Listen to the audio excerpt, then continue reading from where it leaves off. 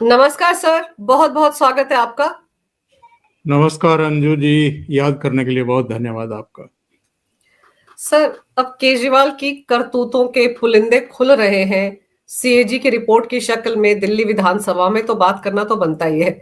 Sir ये बताइए कि केजरीवाल तो अपने आप को डिफेंड करने के लिए भी कितनी बदकिस्मती है कि सदन के अंदर मौजूद नहीं है। लेकिन जो बाकी 22 विधायक हैं आम आदमी पार्टी के, वो किस तरह की नौटंकी कर रहे हैं सर? सबके सब 3 दिन के लिए बाहर हो गए हैं सदन से।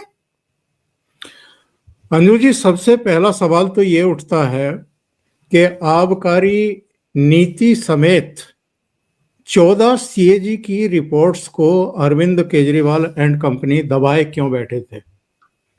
अगर आप वाकई कट्टर ईमानदार हैं, अगर आपने वाकई कुछ भ्रष्टाचार नहीं किया, कोई गड़बड़ घोटाला नहीं किया, सब एकदम दूध के धुले हुए हो, पाक साफ हो, तो फिर जैसे ही सीएजी की रिपोर्ट आई थी उनको सीधे सदन के पटल पर रख देना चाहिए था। किसी को कुछ कहने की जरूरत ही नहीं पड़ती। ना सीबीआई को केस दर्ज कराने की जरूरत पड़ती, ना ईडी को जांच करने की जरूरत पड़ती, ना गिरफ्तारी की जरूरत पड़ती, ना तिहाड़ यात्रा होती, ना अंतरिम जमानत के लिए और जमानत के लिए वकीलों की फौज खड़ी करनी पड़ती। सब कुछ अगर पाक साफ था, आपने कुछ किया ही नहीं था, तो आप ये सीएजी की 14 रिपोर्ट अलग अलग डिपार्टमेंट की दबा करके क्यों बैठे हुए थे। और चुनाव से पहले भी आपने उनको निकाल करके पेश करने की जिम्मेदारी नहीं निभाई, ताकि पब्लिक को कन्विंस कर सकें कि साहब जिन रिपोर्ट्स को लेकर के ये लोग हंगामा करते रहते हैं, मांग करते रहते हैं, देख लो ये रही 14 रिपोर्ट, और हमने तो कुछ किया नहीं है, हम तो एकदम दूध के धुले हुए। क्योंकि आपने पाप कर रखे हैं, क्योंकि आपने घोटाले कर रखे हैं, आप पारदर्शिता के साथ शासन नहीं चला रहे थे, आप जिनसे आपको मोटे मोटे डोनेशन लेने थे, पैसे पकड़ने थे, उनको आपने लाभ पहुंचाए थे। पुरानी आबकारी नीति को उठा करके आपने दफन कर दिया था, और नई आबकारी नीति कैसे समय बनाई थी? जब कोरोना काल चल रहा था, लोग मर रहे थे, उनको आईसीयू नहीं मिल पा रहे थे, उनको अस्पताल नहीं मिल पा रहे थे, उनके लिए ऑक्सीजन का रोना रो रहे थे, ये बैठ करके छाती पीटते थे, 3-3 प्रेस कॉन्फ्रेंस करते थे। उस समय इन्होंने अंजू जी 2 काम किए। एक तो नई आबकारी नीति का ड्राफ्ट तैयार किया, दक्षिण की लॉबी की सलाह के अनुसार, जैसा वो चाहते थे वैसा नई आबकारी नीति इन्होंने बनाई।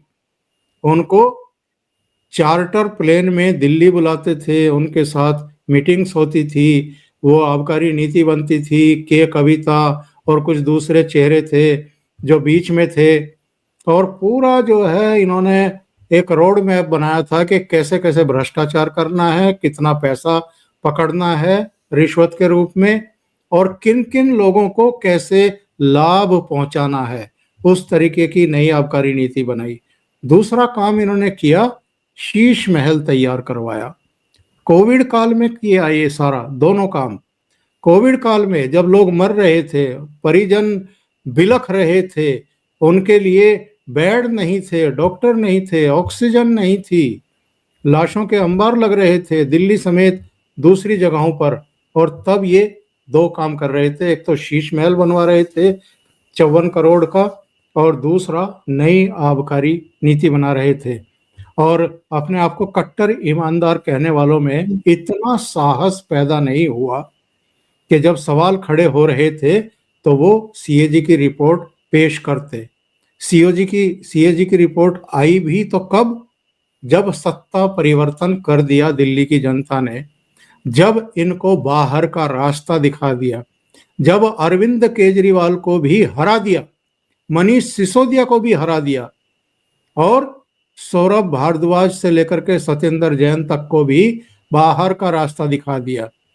आप देखिए, जो अरविंद केजरीवाल ऊंची ऊंची बातें करते थे, अपने आप को दिल्ली का बेटा बता करके खुद को सताया हुआ पेश करते थे, और ये कहते थे कि मोदी जी ने मुझे उठा करके बदले की भावना से जेल में डाल दिया, आप इसके विरुद्ध वोट करिए। उस दिल्ली की जनता ने ना तो इनको वोट किया, ना इनकी पार्टी को वोट किया, ना इनको फिर से सत्ता में लेकर के आई, बल्कि इनको चुनाव भी हरवा दिया। तो इनको अब अक्ल आनी चाहिए कि आप बहुत लंबे समय तक लोगों की आंखों में धूल नहीं झोंक सकते और सत्ता में नहीं बैठे बैठे रह सकते। इसके अलावा सदन का किस तरीके से दुरुपयोग इन्होंने किया है 10-11 साल में, वो भी हमारे और आपके सबके सामने है। सर, लेकिन अब जिस तरह का रवैया है, ऐसा लग रहा है कि बस इनका मकसद सिर्फ रायता फैलाना है, शोर मचाना है, हंगामा करना है। अब देखिए, एक दिन पहले किस तरह से तस्वीर कहाँ लगाई जाए शहीद आजम भगत सिंह की या बाबा साहेब अम्बेडकर की, इसको लेकर रायता फैला रहे हैं। ये कोई मुद्दे हैं सर? ये कैसे? एक तरफ कहा था पहले दिन जिस दिन रेखा गुप्ता के नाम का ऐलान हुआ था कि हम तो सकारात्मक विपक्ष की भूमिका निभाएंगे। ये सकारात्मक विपक्ष है सर, जो ये भी तय नहीं करने दे रहा है बीजेपी सरकार को कि वो सीएम के दफ्तर के अंदर कौन सी तस्वीर कौन सी दीवार पर लगाए। देखिए, प्रोटोकॉल क्या है? आप केंद्र की सत्तारूढ़ पार्टी के तहत काम कर रहे हैं या उनके विरोध में काम कर रहे हैं, वो आपकी अपनी राजनीति है, अपना तरीका है, वो आप करिए, उससे कोई आपको रोक नहीं रहा। ये आपका डेमोक्रेटिक राइट है। लोकतंत्र में अलग अलग दलों की अलग अलग राज्यों में सरकारें होती हैं, पर प्रोटोकॉल क्या होता है? जहां चीफ मिनिस्टर बैठते हैं या जहां जिन मंत्रालयों में मंत्री बैठते हैं, वहां पर राष्ट्रपति की फोटो होनी चाहिए। थी क्या? नहीं थी। नहीं थी। प्रधानमंत्री की होनी चाहिए। थी क्या? नहीं थी। तो प्रोटोकॉल का उल्लंघन कौन कर रहा था? फिर राष्ट्रपिता जिनको हम कहते हैं गांधी, उनकी भी फोटो जो है वो आमतौर पर लगाई जाती है सरकारी कार्यालयों में। इन्होंने तो राष्ट्रपिता की भी तस्वीर उतार दी, राष्ट्रपति कोई की भी नहीं लगाई। प्रधानमंत्री की तो छोड़ ही दीजिए, उनको तो ये मनोरोगी और कायर और चौथी पास राजा और पता नहीं क्या क्या कह करके अपमानित करते रहे, और उसका सिला इनको मिल भी गया अल्टीमेटली।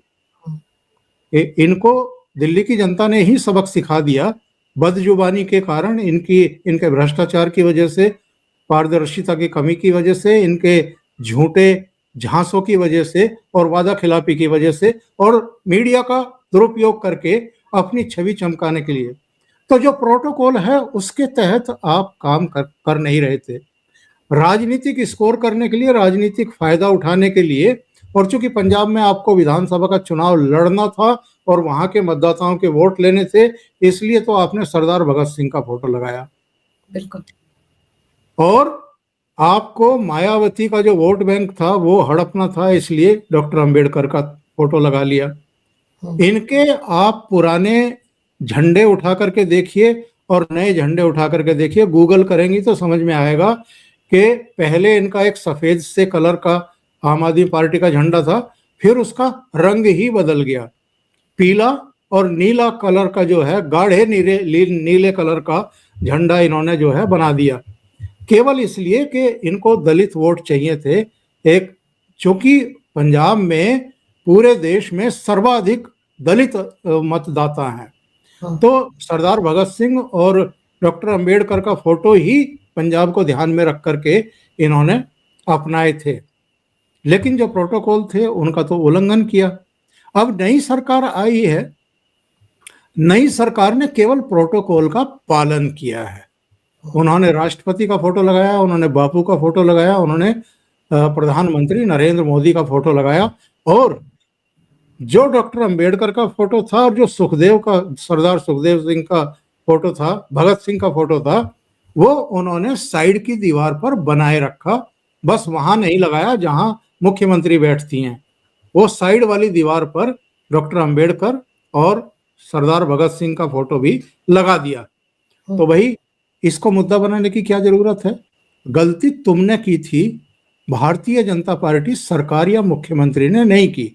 अब सवाल ये आता है कि इन्होंने इसको मुद्दा क्यों बनाया, हाय हल्ला क्यों की, विधानसभा की कार्रवाई रोकी क्यों, और जब स्पीकर का चयन हुआ और स्पीकर के बारे में अलग अलग लोग अपने विचार व्यक्त कर रहे थे, तो आतिशी मार्लेना ने उनको बधाई देते ही ये तस्वीर हटाने का और दूसरी तस्वीर लगाने का मुद्दा क्यों खड़ा कर दिया?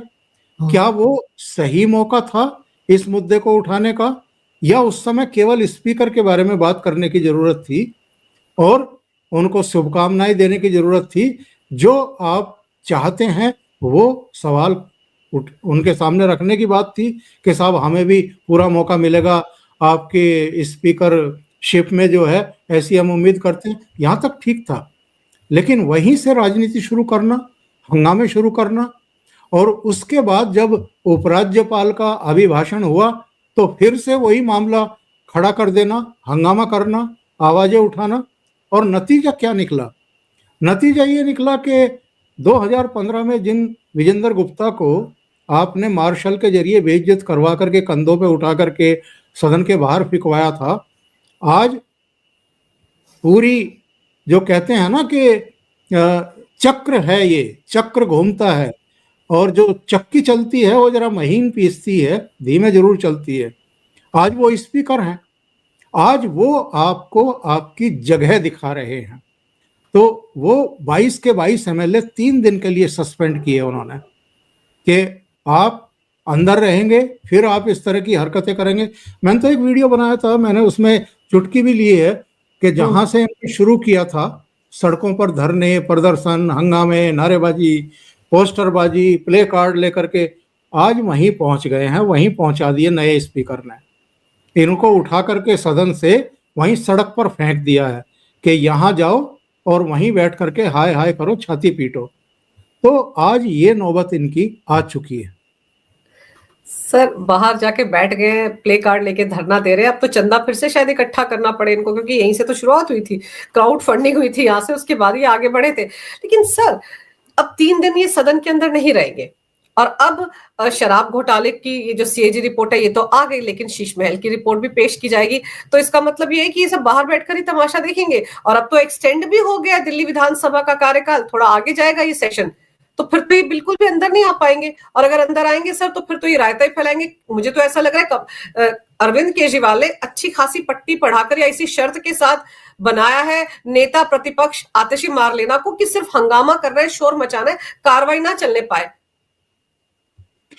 देखिए, इनको जो भी लगा हो, पर जो सीएजी की रिपोर्ट आई है उसमें देखिए क्या क्या कहा गया है, वो भी दर्शकों को बताना जरूरी है जी।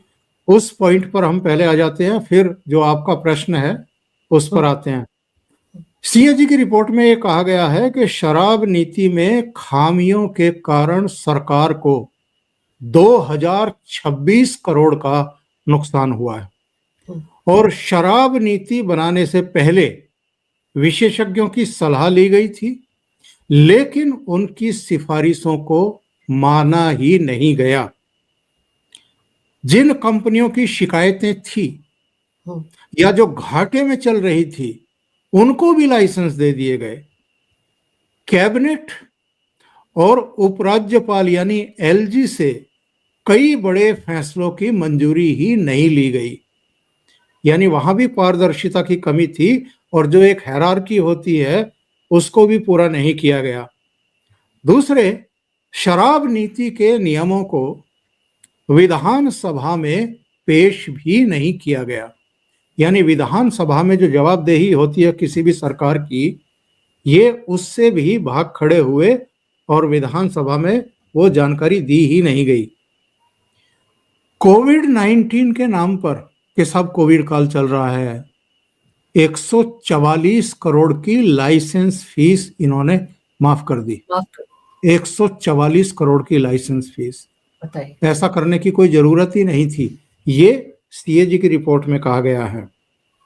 और सरकार ने जो लाइसेंस वापस लिए उन्हें फिर से टेंडर प्रक्रिया के जरिए आवंटित नहीं किया गया, और इससे भी 890 करोड़ रुपए की चपत सरकारी खजाने को लगी है। जोनल लाइसेंस धारकों को छूट देने से भी 941 करोड़ रुपए का नुकसान हुआ है, और जो सिक्योरिटी डिपॉजिट राशि ठीक तरीके से ना वसूलने के कारण भी 27 करोड़ का नुकसान हुआ है। और शराब की दुकानें हर जगह समान रूप से नहीं बांटी गई। और सबसे बड़ा घोटाला, पहले जो आबकारी नीति लागू थी उसमें प्राइवेट सेक्टर भी था, प्राइवेट दुकानदार भी थे, लेकिन सरकारी दुकानें भी थी।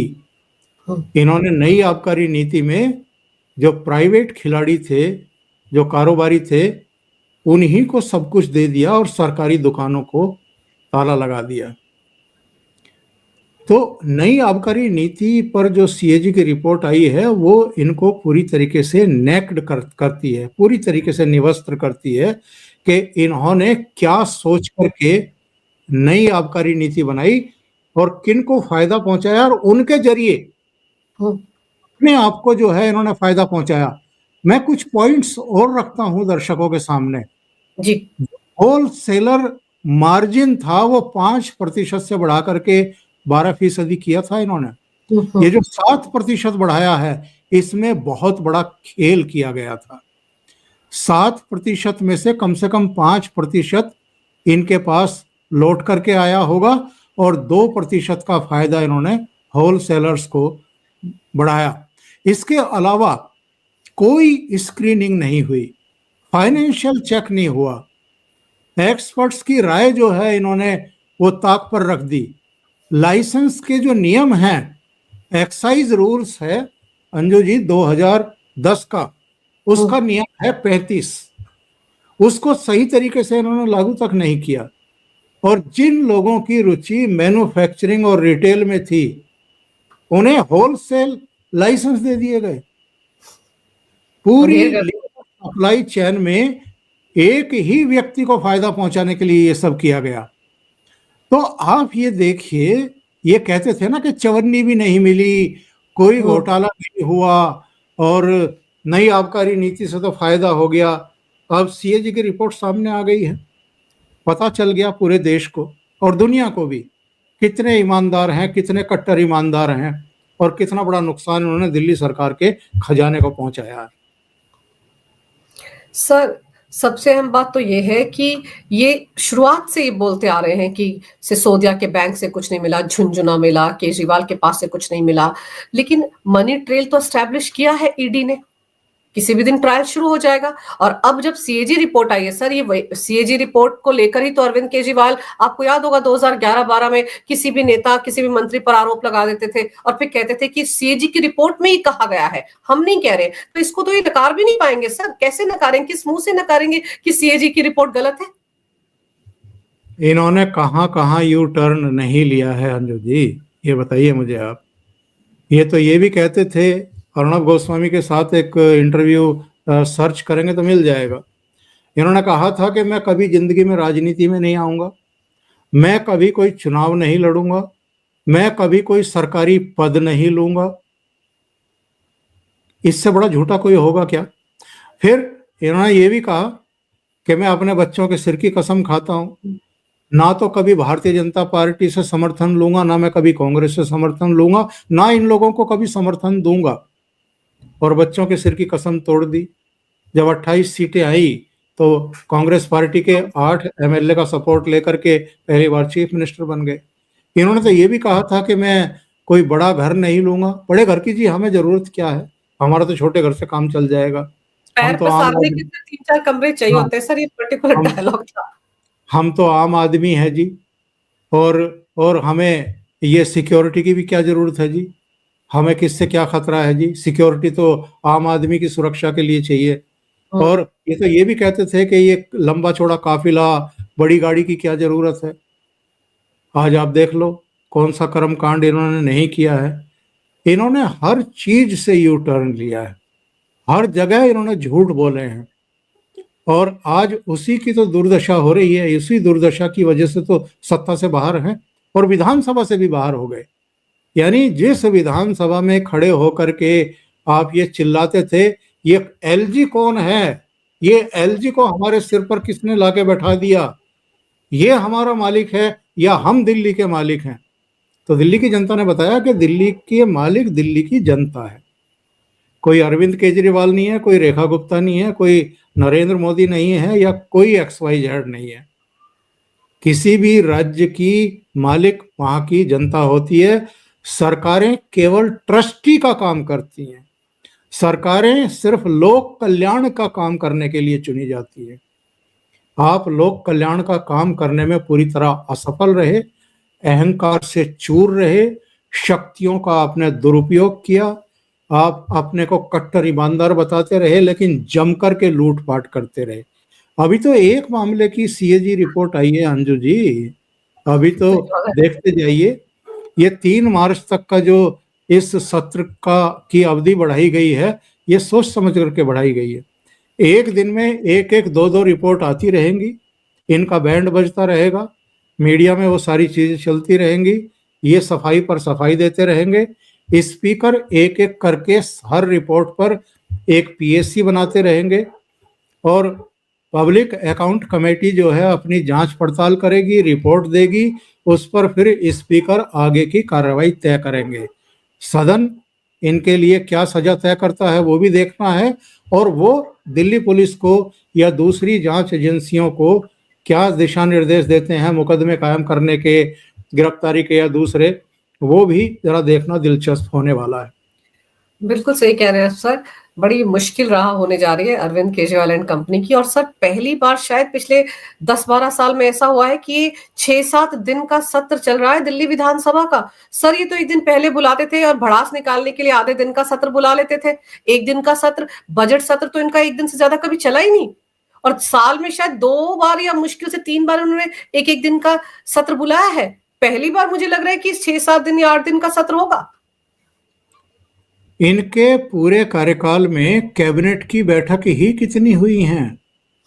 10-12 कैबिनेट की बैठक हुई हैं, जिनमें से 6-7 बार तो विधायकों के भत्ते वत्ते और ये सब बढ़ाने के लिए फैसले हुए थे। दिल्ली की जनता के लिए कितनी बार कैबिनेट की बैठक बुलाई है, तो ये अपने गिरेबान में झांकें।